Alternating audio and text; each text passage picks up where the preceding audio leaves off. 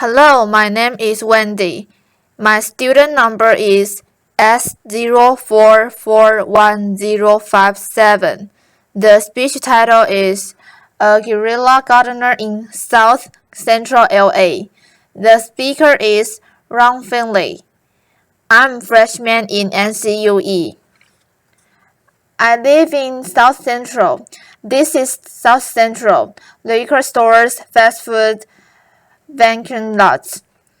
So the city planner, they get together and they figure they are going to change the name South Central to make it represent something else. So they change it to South Los Angeles, like this is going to fix what's really going wrong in the city. This is South Los Angeles.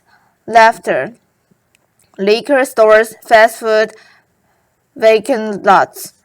Just like 26.5 million other Americans. I live in a food desert. South Central Los Angeles, home of the drive-thru and the drive-by. Funny thing is, the drive-thrus are killing more people than the drive-bys. People are dying from curable diseases in South Central Los Angeles. For instance, the obesity rate in my neighborhood is 5 times higher than, say, Beverly Hills, which is probably 10 miles away. I got tired of seeing this happening, and I was wondering how would you feel if you had no access to healthy food. If every time you walk out your door you see the ill effects that the present food system has on your neighborhood. I see wheelchairs, boat and so like used cars. I see the Alice's center popping up like Starbucks, and I figured this has to stop. So I figured that the problem is the solution. Food is the problem and food is the solution. Plus I got tired of driving 45 minutes round trip to get an apple that wasn't impregnated with pesticides. So what I did, I planted a food forest in front of my house. It was on the strip of land that we called a parkway. It's 150 feet by 10 feet. The thing is, it's owned by the city, but you have to maintain it. So I'm like, quote, I can do whatever the hell I want. Since it's my responsibility and I gotta maintain it. And this is how I decided to maintain it. So me and my group, LA Green Grounds, we got together and we started planting my food forest, fruit trees, the all nine vegetables. What we do, we're a pay it forward kind of group where it's composed of gardeners from all walks of life, from all over the city, and it's completely volunteer and everything we do is free. And the garden, it was beautiful. And then somebody complained.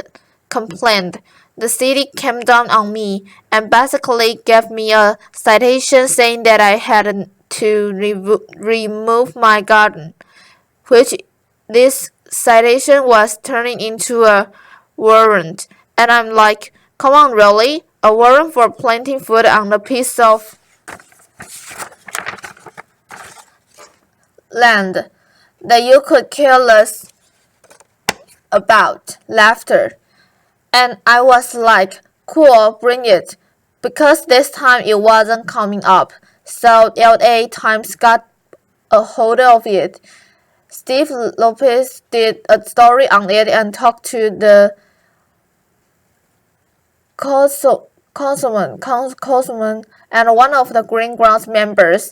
They put up a petition on org, and with 900 signatures, we were a success. We had a victory on our hands. My cousin even called in and said how they endorse and love what we are doing. I mean, come on, why wouldn't they? LA leads the United States in vacant lots that the city actually owns. They own 26 square miles of vacant lots. That's 20 Central Parks. That's enough space to plant 725 million tomato plants. Why in the hell would they not okay this? Growing one plant will give you 1,000, 10,000 seeds. When $1 worth of green beans will give you $75 worth of produce. It's my gospel when I'm telling people grow your own food. Growing your own food is like printing your own money. Applause. See, I have a legacy in South Central. I grew up there. I raised my sons there, and I refuse to be a part of this manufactured reality that was manufactured for me by some other people, and I'm manufacturing my own reality. See, I was an artist. Gardening is my gravity. I grow my art just like a gravity artist. Where they beautify was me, I beautify lawns, parkways. I use the garden, the soil, like it's a piece of cloth, and the plants and the trees. That's my embellishment for that cloth. You'd be surprised what the soil could do if you let it be your canvas. You just couldn't imagine how amazing a sunflower is and how it affects people. So what happened? I have witnessed my garden become a tool for the education, a tool for the transformation of my neighborhood. To change the community, you'd have to change the composition of the soil. We are the soil. You'd be surprised how kids are affected by this. Gardening is the most therapeutic and defiant act you can do, especially in the inner city. Plus you got strawberries, laughter. I remember this time there was this mother and a daughter came. It was like 10:30 at night. They were in my yard, and I came out and they looked so ashamed. So I'm like, man, it made me feel bad that they were there. And I told them, you don't have to do this like this. This is on the street for a reason.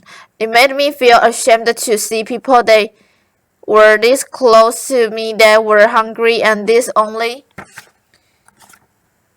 reinforced what I do this. And the people asked me, Finn, aren't you afraid people are going to steal your food?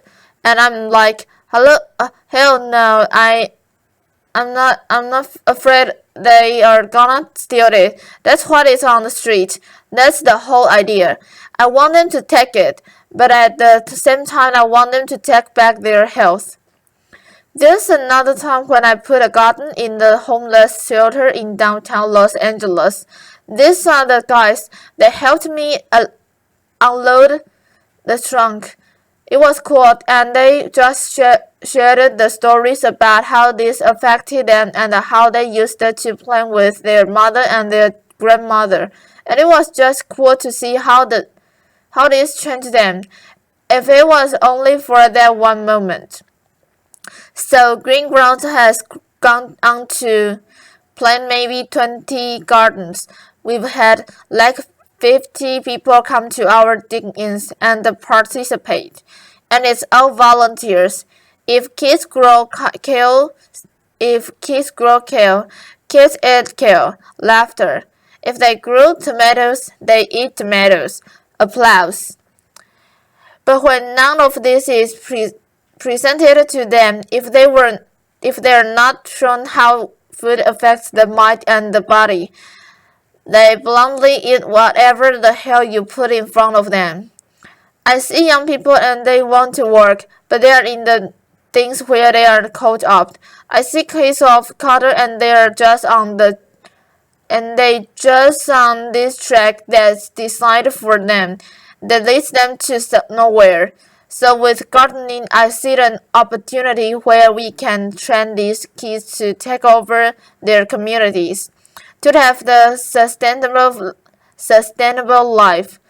And when we do this, who knows, we might produce the next George Washington Carver. But if we don't change the composition of the soil, we will never do this.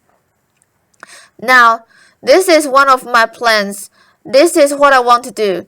I want to plant a little block of gardens where people can share in the food in the same block. I want to take shipping containers and turn them into healthy cafes. Now don't get me wrong. I'm not talking about no free shit because free is not sustainable. The funny thing about sustainability, you have to sustain it. Laughter, applause. What I'm talking about is putting people to work and getting kids off the street and letting them know the joy, the pride and the honor in growing your own food, opening farmers markets. So what I want to do here, we're gonna make this sexy. So I want us all to become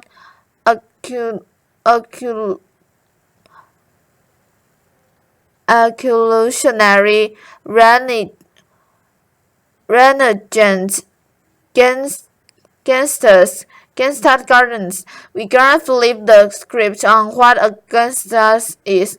If you are if you are